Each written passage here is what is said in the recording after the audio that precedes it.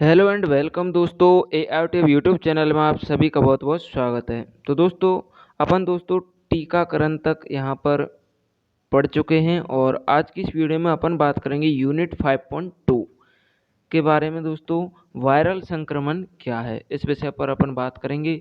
लेकिन उससे पहले आप सोच रहे होंगे कि अचानक अपन ये यूनिट 2.5 क्यों पढ़ रहे हैं, 2.1 और 2.5 क्यों पढ़ रहे हैं। तो दोस्तों मैं पहले ही आपको बता चुका हूँ कि इसमें जो कुछ सिद्धांतों से संबंधित प्रश्न थे वह कुछ इसमें ठीक तरह से नहीं लिखे हुए हैं नोट्स में। तो वे मैं आपको अलग से वीडियो बना करके और डाल देंगे इस यूट्यूब चैनल पर, और वहाँ से आप देख लेना। तो तब तक अपन क्लास कंटिन्यू करते हैं। तो सबसे पहले अपन जानेंगे दोस्तों वायरल संक्रमण क्या है। तो इस नोट्स की परिभाषा को अपन देखें उससे पहले आपको थोड़ी सी जानकारी वायरल संक्रमण के बारे में होना ज़रूरी है। तो वायरल संक्रमण क्या होता है दोस्तों, कोई भी वह रोग जो एक व्यक्ति से दूसरे व्यक्ति में छूने से या फिर अन्य जो क्रियाएं होती हैं उनसे फैलता है, वह वायरल संक्रमण कहलाता है। अर्थात दोस्तों एक संक्रमित व्यक्ति से दूसरे स्वस्थ व्यक्ति में किसी रोग का जब स्थानांतरण हो जाता है तो वह वायरल संक्रमण कहलाता है। अब यहाँ पर दोस्तों वायरल संक्रमण के साथ ही जब आप वायरल संक्रमण शब्द को सुनते हैं तो आपके दिमाग में आ रहा होगा कि इस तरह से संक्रमित बीमारियां तो बहुत ज़्यादा होंगी। जी हाँ दोस्तों, वायरल संक्रमण जैसी जो बीमारियां हैं, जो वायरल होती हैं, जो बहुत ज़्यादा फैलती हैं, ये बीमारियां बहुत ज़्यादा हैं। लेकिन अपन विशेष शिक्षा के क्षेत्र में ऐसे पढ़ रहे हैं तो अपन को वायरल संक्रमण क्या है, ये बालकों पर किस तरह से प्रभाव करते हैं, ये अपन को जानना है। और वायरल संक्रमण के कारण और इसे रोकथाम के कुछ उपाय भी अपन को जानने हैं। तो इस पूरी वीडियो में अपन ये इसी बात पर चर्चा करेंगे, यही अपन जानेंगे। दोस्तों वायरल संक्रमण जो होता है इसके सबसे ज़्यादा शिकार बच्चे होते हैं। अब बात करें बच्चे सबसे ज़्यादा शिकार क्यों होते हैं, तो दोस्तों जो नवजात शिशु होते हैं उनमें दोस्तों वातावरण के साथ में समायोजन करने में समय लगता है और उनके शरीर की जो रोग प्रतिरोधक क्षमता होती है वह बहुत ही ज़्यादा कम होती है। हालांकि दोस्तों जैसे जैसे वे बड़े होते जाते हैं उनके शरीर की रोग प्रतिरोधक क्षमता भी बढ़ती जाती है। एक अध्ययन से दोस्तों पता चलता है कि एक जो बच्चा होता है अपने विकास के शुरुआती सालों में लगभग दोस्तों अगर अपन बात करें तो 12 वायरल बीमारियों का शिकार हो सकता है। देख सकते हैं दोस्तों आप, एक शिशु अपने शुरुआती 1 साल में ही 12 वायरल बीमारियों से शिकार हो सकता है। आंकड़ा कम या ज़्यादा भी हो सकता है दोस्तों, ये तो एक अध्ययन से पता चला है। बच्चे जो होते हैं दोस्तों अक्सर एक वायरस से उभरते हैं, एक वायरस से वो छुटकारा पाते हैं तभी दूसरा वायरस उन पर अटैक कर देता है। तो इस तरह से 1 वर्ष में लगभग ये 12 बीमारियों का शिकार हो सकते हैं। लेकिन जैसे जैसे बालक बढ़ता जाता है, उम्र बढ़ती जाती है, रोग प्रतिरोधक क्षमता शरीर में बढ़ती जाती है और वायरल संक्रमण हो चाहे सामान्य रोग हो, उन सभी से लड़ने की क्षमता बालक के शरीर में बढ़ती जाती है। जो वायरस संक्रमण होते हैं दोस्तों, ये दोस्तों एक पीड़ित व्यक्ति से और स्वस्थ व्यक्ति में आसानी से फैल सकते हैं। कोई भी पीड़ित व्यक्ति है उसमें से स्वस्थ व्यक्ति में वायरस जो होते हैं, संक्रामक वायरस जो होते हैं, ये फैल सकते हैं। और दोस्तों अधिकतर वायरस खतरनाक तो नहीं होते दोस्तों, और उचित आराम अगर अपन करें तो इनसे छुटकारा मिल सकता है। लेकिन दोस्तों शिशु जो होता है, नवजात शिशु होता है, उस पर ये वायरस जो संक्रामक होते हैं ये बहुत तेज़ी से हावी होते हैं, उसके शरीर पर ज़्यादा जल्दी उस पर काबू करते हैं। यदि दोस्तों वायरल संक्रमण से पीड़ित बच्चे में अगर जैसे आपने कोई भी बच्चे को वायरल संक्रमण हो गया, किसी भी तरह का संक्रमण हो गया और आपने घर पर ही उसे आराम करवाया या फिर दोस्तों घर पर ही कोई प्राथमिक उपचार किया और 48 घंटे के बाद में भी कोई सुधार नहीं है, तो सलाह ये होती है कि आप डॉक्टर के पास में चले जाएं। अब बात करते हैं दोस्तों वायरल संक्रमण क्या है। तो दोस्तों शरीर में मौजूद छोटे छोटे बे कीटाणु या बे वायरस जो दोस्तों संक्रमण से एक से दूसरे व्यक्ति में फैलते हैं, एक पीड़ित व्यक्ति से सामान्य व्यक्ति में फैलते हैं, वायरल संक्रमण कहलाते हैं। ये दोस्तों बहुत सारे वायरस होते हैं, ये अपन के शरीर में ही विद्यमान होते हैं और ये बहुत सारे होते हैं। ये दोस्तों शरीर पर किस तरह से आक्रमण करते हैं? ये बिल्कुल दोस्तों अपहरणकर्ताओं की तरह आक्रमण करते हैं। सबसे पहले ये वायरस अपन के शरीर की छोटी-छोटी कोशिकाओं पर हमला करते हैं और फिर उन छोटी-छोटी कोशिकाओं को अपना शिकार बनाते हुए बाद में दोस्तों प्रजनन करते रहते हैं और फिर बड़ी कोशिकाओं पर ये अपना हमला बोल देते हैं। अगर दोस्तों सामान्य तौर पर अपन बात करें तो फ्लू, सामान्य जुकाम के साथ साथ गले में खराश का होना, दस्त, उल्टी, मस्सों जैसे साधारण संक्रमण हैं, इनके लिए भी कौन जिम्मेदार होता है दोस्तों? वायरल संक्रमण होता है, वायरस जिम्मेदार होता है। इसके अलावा दोस्तों चेचक, एबोला, HIV, एड्स जैसी गंभीर बीमारियां भी वायरल संक्रमण से होती हैं।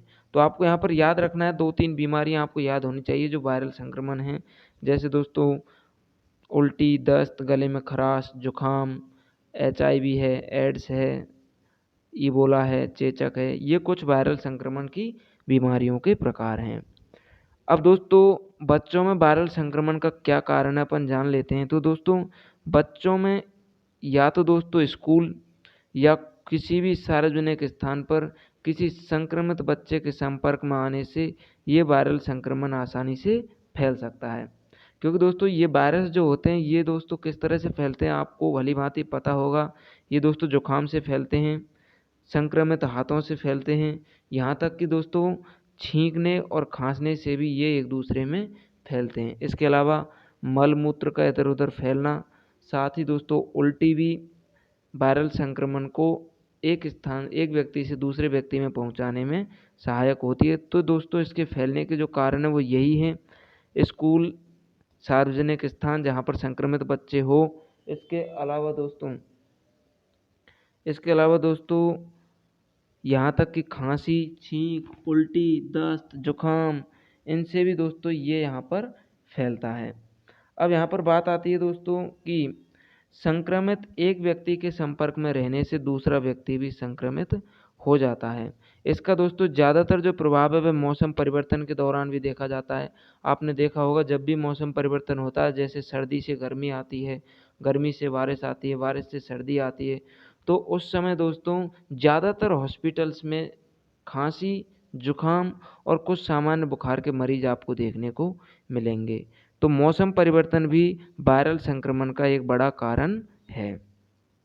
ठीक है दोस्तों, यहाँ तक की बात आपको उम्मीद है क्लियर हो गई होगी।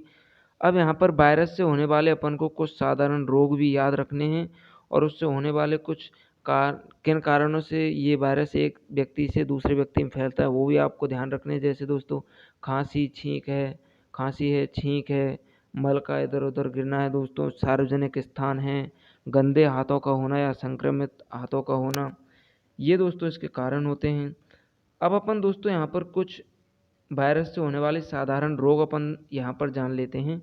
तो यहाँ पर कई सारे रोग दिए हुए हैं, लेकिन आपको इनमें से जितने याद हो सके उतने ही आपके लिए अच्छे हैं। जैसे दोस्तों इन्फ्लुएंजा या फ्लू रोग कह सकते हैं अपन, साधारण जुकाम, श्वास नली में सूजन का आना, कान का संक्रमण होता है दोस्तों, खसरा होता है, छोटी माता, हेपेटाइटिस, पोलियो, डेंगू, चेचक, मस्से, ये दोस्तों कुछ यहाँ पर वायरल संक्रमण के रोग यहाँ पर बताए गए हैं। एक बच्चे में वायरल संक्रमण के क्या लक्षण होते हैं ये भी अपन को पता होना चाहिए, क्योंकि दोस्तों जैसे जैसे बालक बड़ा होता है उसमें समझ विकसित होती जाती है और वह स्वयं ये बताने लग जाता है कि उसे इस समय कौन सी बीमारी के लक्षण दिखाई दे रहे हैं। लेकिन एक बच्चा यह बात नहीं बता सकता है क्योंकि उसे संक्रमण के लक्षणों के बारे में पता नहीं होता है।